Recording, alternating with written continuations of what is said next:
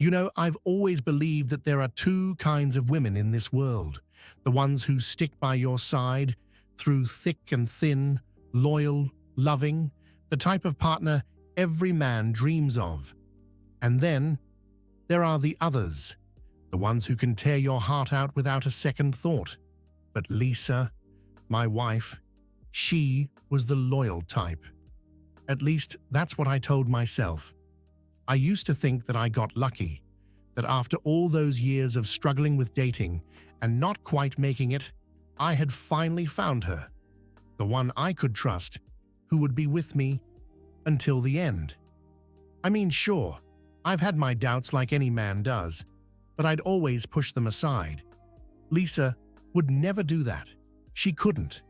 We've had our ups and downs like any couple, and I haven't exactly had the easiest life either. Money's been tight for a long time. I'm not the most successful guy, but Lisa never seemed to mind, or at least that's what I thought. I always figured as long as we had each other, nothing else mattered. The dream was simple: happiness, loyalty, and trust. That was the bubble I lived in. I decided to surprise Lisa with a night out. I mean, we don't get a lot of time together, just the two of us, with the kids and all, so I thought, why not make it special? A little reminder of the fun we used to have when things were simpler. I had it all planned out, dropped the kids off at my parents' place for the weekend, made reservations at a nice restaurant we haven't been to in years, even thought about hitting a couple of bars afterward, you know, just like the old days. It felt good, doing something for her, for us. Lisa deserved it. We'd been so caught up in the daily grind that we hardly ever took time for ourselves. I couldn't wait to see her face, to surprise her with a night that was all about us. I was proud of myself, really. Felt like I was doing the right thing, showing her how much she meant to me. I thought, this is exactly what we need. A little spark, a break from the routine. She had no idea, and that made it even better. I was excited, probably more than I had been in a long time. I just wanted to see her smile, to remind her that no matter what, I was still the man who loved her more than anything. I dropped the kids off and was on my way back home earlier than usual. Normally, when I go to my parents' place, I'm gone all day. We hang out, have dinner, and I get back late. But this time, I wanted to surprise Lisa, so I left right after dropping the kids off. I was thinking about how perfect the night was going to be, the dinner, the drinks, everything. But as I pulled onto our street, I noticed something that didn't sit right. There was this truck parked in front of the house. It wasn't one I recognized. At first, I didn't think much of it. We live in a busy neighborhood, and it's not unusual for someone to park in front of our place. Still, I couldn't shake this weird feeling. I parked a few houses down, thinking maybe I could sneak in quietly and surprise Lisa. The truck, it stuck in my mind. I kept telling myself it was probably nothing. Maybe someone visiting a neighbor, or a delivery, anything but what my gut was hinting at. But you know how it is when you feel something's off. You try to convince yourself it's nothing, but deep down, the doubt is there. It starts gnawing at you. So I kept walking, trying to brush off the suspicion. I even laughed at myself for being paranoid. But as I got closer to the house, that uneasy feeling grew. I didn't know what I'd find, but I knew something wasn't right. As I got closer to the house, I thought about going through the front door, but something stopped me. I decided to slip in through the basement door as quietly as I could, thinking it'd be more of a surprise. But the moment I stepped inside, I heard something that made my heart stop. It was Lisa, but she wasn't alone. At first, I thought maybe she was just watching TV or talking to someone on the phone. I was about to call out to her when I heard a man's voice. That's when everything inside me froze. My heart was pounding so hard I could feel it in my throat. I couldn't move, couldn't breathe. I wanted to believe it wasn't what it sounded like. For a second, I even told myself, no, you're jumping to conclusions. But then I heard it again, and this time, there was no mistaking it. The kind of sounds you just don't want to hear coming from your wife and another man. I felt this wave of sickness wash over me, like I was going to pass out. My legs felt weak, but I forced myself to move, slowly, quietly, up the stairs.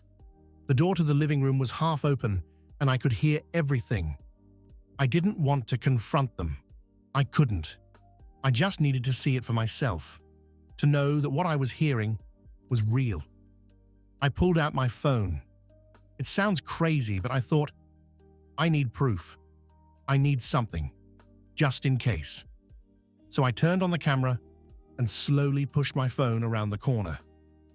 That's when I saw them, Lisa and a man I didn't even recognize, and I don't need to tell you what they were doing.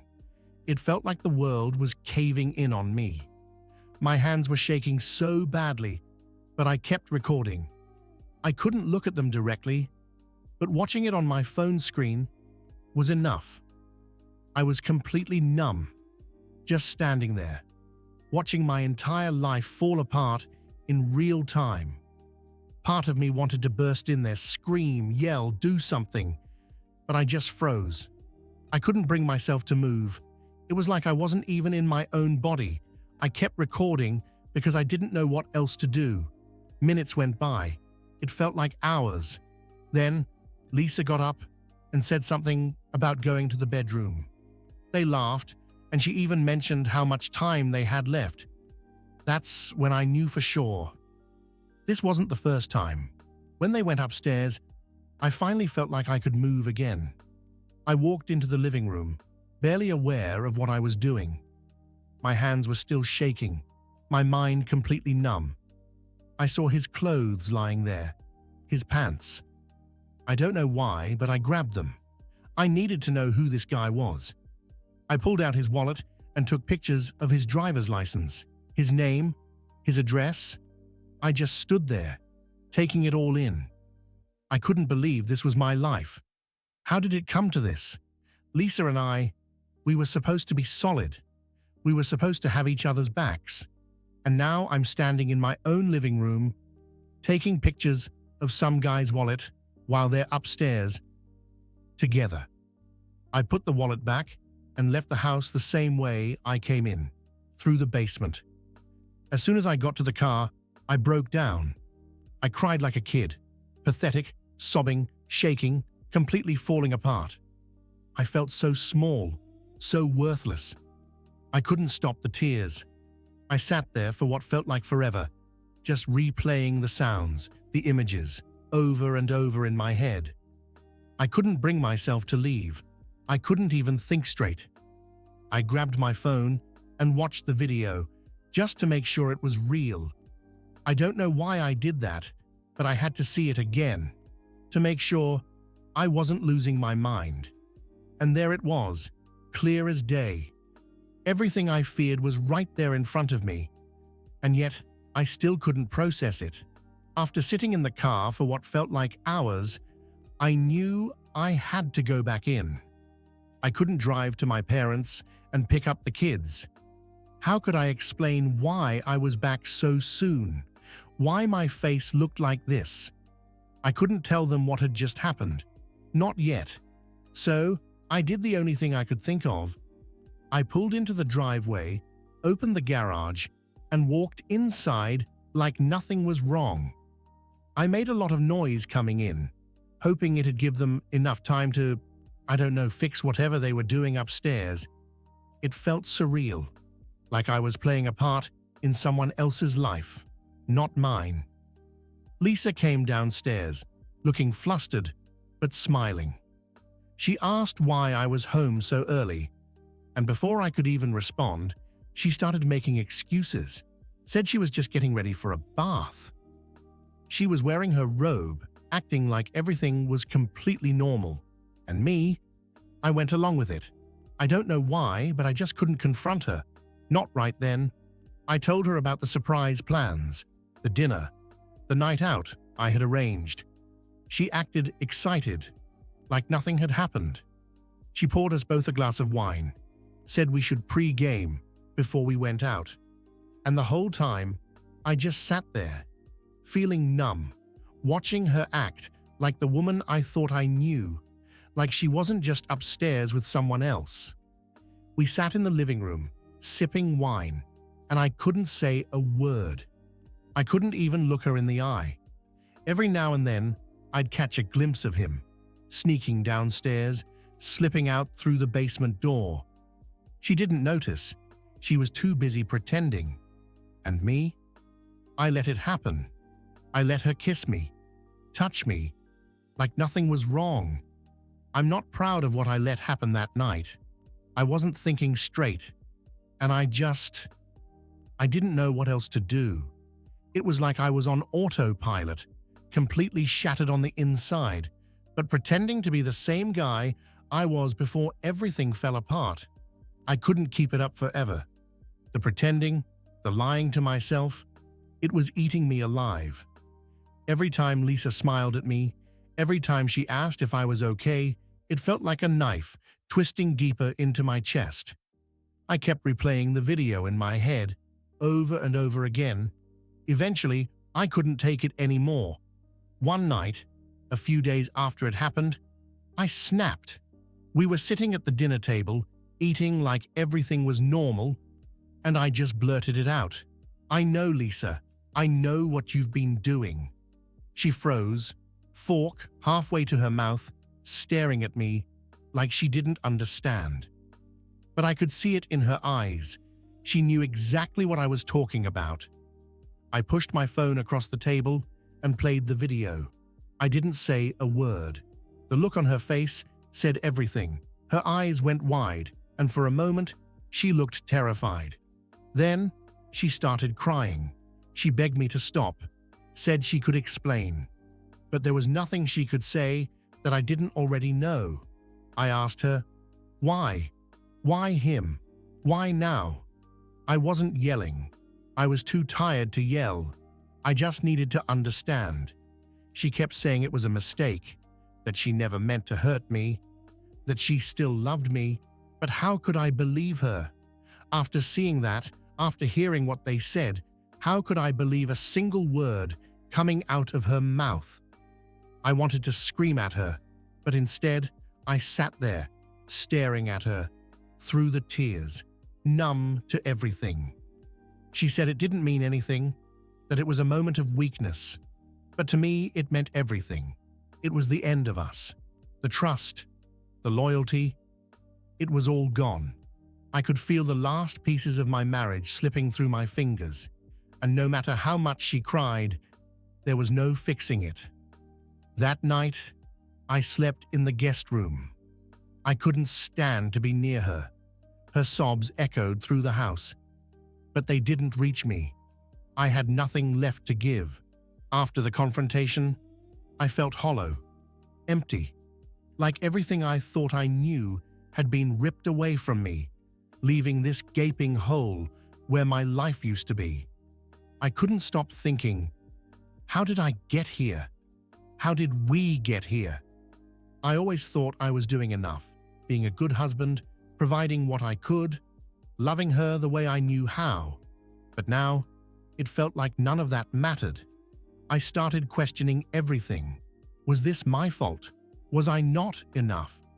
I replayed every argument, every time I wasn't there, every time I didn't do what she asked. Maybe I wasn't giving her what she needed. Maybe I'd failed her, failed us.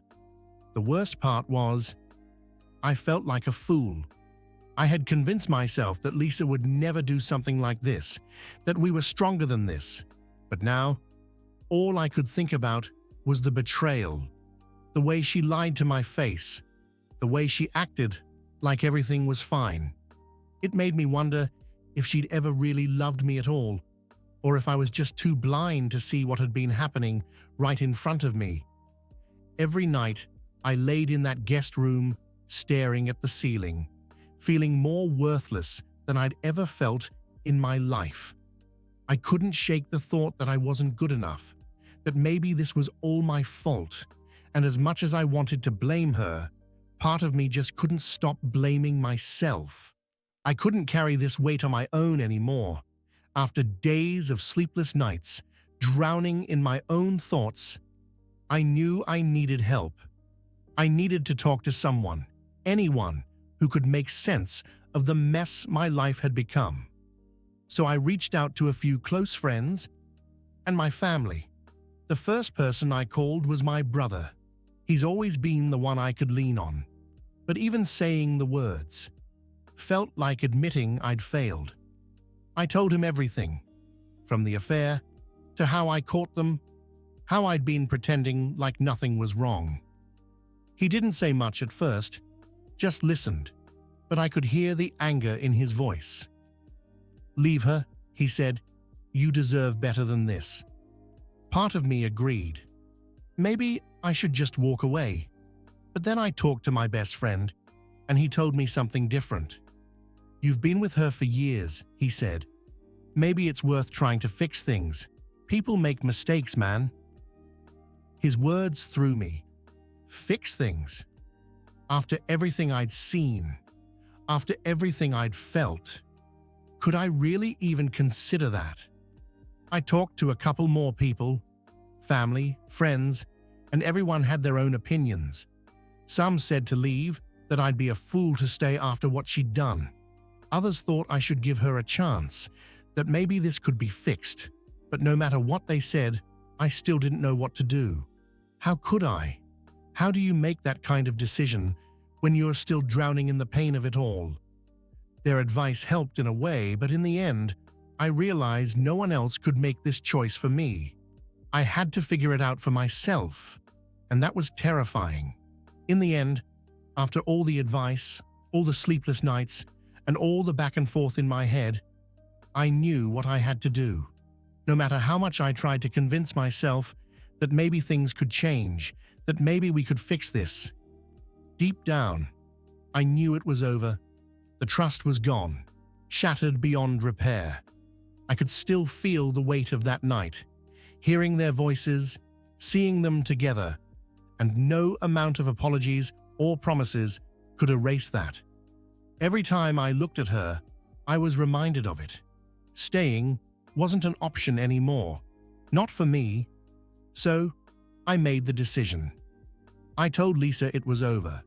She cried, begged me to reconsider, but I couldn't. I couldn't keep pretending that things could go back to the way they were. The love we had was broken, and no matter how much I wished it wasn't, I couldn't lie to myself anymore. It was time to let go. After I made the decision to leave, it felt like I was stepping into a void, unsure of what life would look like on the other side. At first, everything hurt. Waking up in an empty house, going through the motions of everyday life, all while feeling the weight of the betrayal hanging over me. But slowly, and I mean slowly, things began to change. I started focusing on myself. For so long, I had put everything into our marriage, into Lisa, and I had forgotten what it meant to take care of me.